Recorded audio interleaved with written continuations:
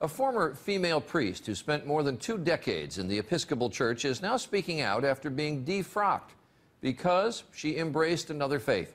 Today, Ann Holmes Redding calls herself both a Christian and a Muslim. But her move to Islam came at a very high price. Dan Harris reports on this woman's test of faith. Ann Holmes Redding was an Episcopal priest for 25 years until a radical test of faith. Several years ago, while she was mourning the death of her mother, she was trying out an Islamic meditation technique that she'd learned in an interfaith class.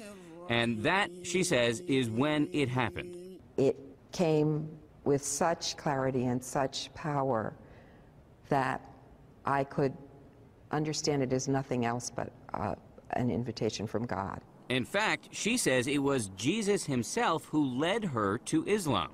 You think Jesus led you to become a Muslim? Yes. Yes. You're laughing. Because I know it doesn't make sense to people. Now, Redding not only prays in church, but she also prays 5 times a day to Allah. In Islam, Jesus is viewed as a prophet.